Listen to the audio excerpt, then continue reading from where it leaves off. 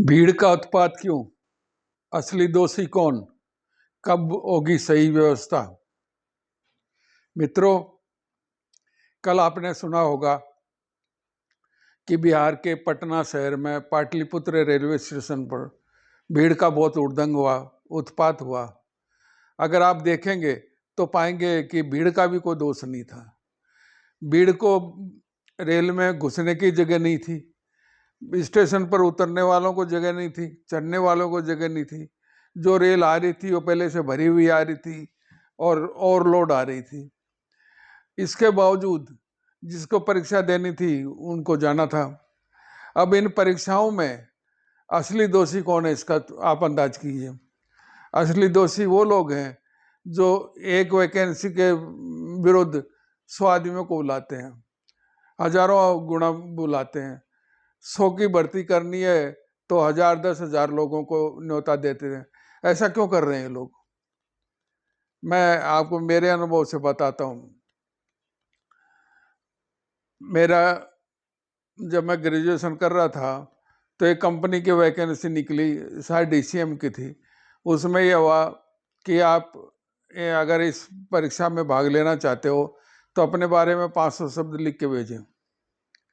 मैंने 500 शब्द लिख के भेजे, उन्होंने उत्तर भेज दिया, आपका चयन हो, प्रारंभिक चयन हो गया है, आप परीक्षा के लिए आ सकते हैं और आपको सेकंड क्लास का, उस वक्त के सेकंड क्लास के डब्बे होते थे, सेकंड क्लास का किराया भी होगा। इसी तरह कुछ परीक्षाएं थी, जैसे इंटेलिजेंस की ऑफिसर्स की भर्ती थी। उसमें यह कर दिया कि साहब जिसके 55% मार्क्स हैं ग्रेजुएशन में वो ये अप्लाई कर सकते हैं। इस तरह से और भी बहुत सी परीक्षाएं, जैसे पोस्ट ऑफिस की परीक्षाएं हैं, उसमें परसेंटेज के आधार पर पहले पोस्टिंग होती थी, आज भी शायद हो रही हो। मैं कहना ये चाहता हूं कि छंटनी क्यों नहीं करते हैं? 100 वैकेंसी के खिलाफ 10,000 लाख आदमियों को क्यों न्योता देते हैं? ये भीड़ क्यों बुलाते हैं? मैं 5-6 जिलों में कलेक्टर रहा, जिसके आज 10 जिले बन चुके हैं। बहुत बार आर्मी के अफसर से मेरे संपर्क किया कि हम भर्ती मेला करना चाहते हैं। मैं बार बार ये सवाल करता था, आप छटनी करके बुलाइए। आप भीड़ में वो लोगों को बुलाते जिनकी हाइट ही पूरी नहीं होती, वजन ही पूरा नहीं होते हो, उनको बुला के आपको धक्का मारना है। क्यों आप भीड़ बुलाते हो? रेल पर चढ़ के हजारों लोग आते हैं, छत पर आते हैं, दुर्घटनाएं होती हैं। अब जिस जगह ऊपर रेल जो है बिजली से नहीं चलती है, वहां तो छत पर बैठकर अब भी चलते हैं लोग। तो आप क्यों ऐसा करते हैं? पहले छटनी करिए। हालांकि परेशानी हुई, लेकिन मैंने कहा नहीं, छटनी करके बुलाओ। अनावश्यक लोग भीड़ का मेला लेने का मजे लेते हैं। क्यों इतनी भीड़ बुलाते हो आप? अगर आपको भरोसा नहीं अपने आदमी पर, तो आप खुद के बारे में उस आदमी से लिख के 500 शब्द अपने बारे में पूछिए। खुद एक तो फर्जीवाड़ा उड़ जाएगा, खुद की लिखाई में वो आदमी भेजेगा, और जब भर्ती होने आएगा या भर्ती हो जाएगा उसके बाद उससे 500 शब्द लिखवाएं और उसकी हैंड राइटिंग मिलावें।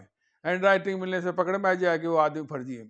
इस तरह मैं कहना चाहता हूं कि जो भर्ती हो वो पहले प्रारंभिक छटनी हो, उसके बाद बड़ी भर्ती हो, मेन भर्ती हो, जिसमें ये 100 के बदले 10,000 लाख लोग आते हैं, ये बंद हो जाएगा।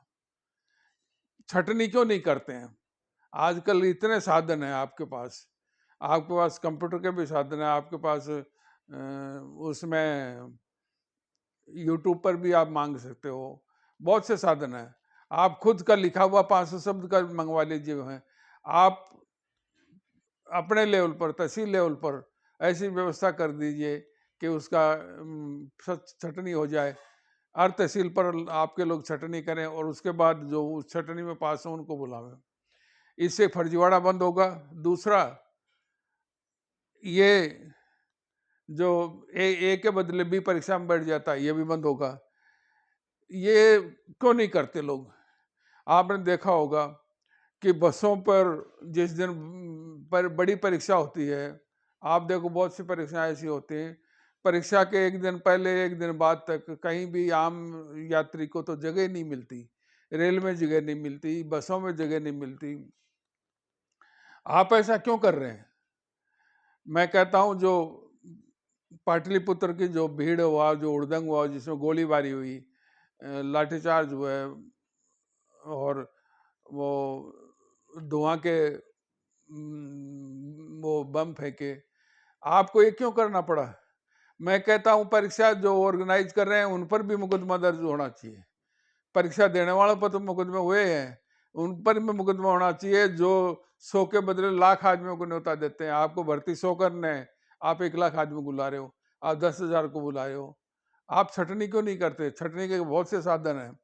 आप कर दीजिए कि साहब इस परीक्षा के लिए 10वीं 12वीं में इतनी परसेंटेज चाहिए, इसमें बीए में इतनी परसेंटेज चाहिए, एमए में इतनी परसेंटेज चाहिए। वही आदमी फार्म भरे। अगर वो फार्म नहीं भरे या उस पर कोई कोर्ट कचहरी से मान लो आपत्ति भी होती है, तो आप कर दीजिए कि 500 शब्दों में अपने बारे में लिख के भेजिए, 1000 शब्द में अपने बारे में लिख के भेजिए, और उससे ही अपने बारे में हर आदमी का अलग अलग होगा, कोई नकल की गुंजाइश नहीं होगी।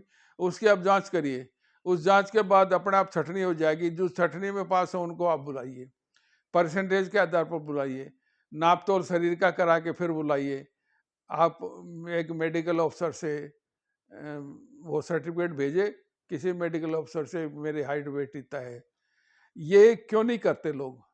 बार बार ये होती है बहुत सी भर्तियों में, रेल में खास तौर से रेलवे को समस्या होती है। आर्मी वाले बुलाते हैं लाखों लोगों को, रैली करते हैं, सब बड़ी रैली करके बड़ा घमंड से चूर हो जाते हैं कि हमने बहुत बड़ा काम करे। अरे ऐसा इस जमाने में क्यों कर रहे हैं आप वैज्ञानिक दृष्टिकोण अपनाइए, कायदे से चलिए। अब भीड़ आती है, सब विध्वंस हो जाता है वो 2 दिन 3 दिन के लिए, एक दिन, दूसरे दिन, तीसरे दिन, चौथे दिन तक सारी व्यवस्थाएं डिस्टर्ब होती हैं। क्यों करते हैं आप डिस्टर्ब? आप करिए कायदे से कि छटनी का कोई भी साधन जो मैंने जिक्र करा हूँ साधन अपना लीजिए, वो छटनी करके उसके बाद उस छटनी में जो पास हों उनको आप इंटरव्यू के लिए, लिखित परीक्षा के लिए बुलाइए, जिससे हुड़दंग भी नहीं हो। क्यों करते हैं आप ऐसा हुड़दंग? क्यों आप व्यवस्थाएं भंग खुद करते हैं? इस भंग को बंद करिए। अपना जिम्मेवारी कुछ समझिए। मैं कहता हूँ जो ऐसी परीक्षाएं लेते हैं उन पर मुकदमा दर्ज होने चाहिए, उन पर कार्रवाई होनी चाहिए। क्यों आप एक के आगे 1 अगेंस्ट हंड्रेड्स और थाउजेंड्स क्यों बुलाते हैं आप? ये जो करते हैं उन लोगों पर भी कार्रवाई होना चाहिए, उन पर भी मुकदमा होना चाहिए, उनकी गिरफ्तारी होनी चाहिए, उन पर भी अनुशासन कार्रवाई होनी चाहिए। आई होप आप बात को समझेंगे और आगे बढ़ाएंगे।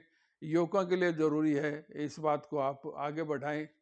इस बात को मेरे चैनल को शेयर करिए, सब्सक्राइब करिए, लाइक करिए और इस बात को आगे बढ़ाइए, जिससे हर कुछ महीने में आपको हमको पता लगता है कि वहाँ रेल में दुर्घटनाएं हो गई, वहाँ बसों पर से गिर के लोग मर गए। कितने लोग मर जाते हैं एक परीक्षा में और बीमार पड़ जाते हैं, घायल हो जाते हैं। ऐसा क्यों कर रहे हैं आप? क्यों नहीं दे रहे हैं? ये जिम्मेवार लोग क्यों नहीं इस बात की परवाह करते?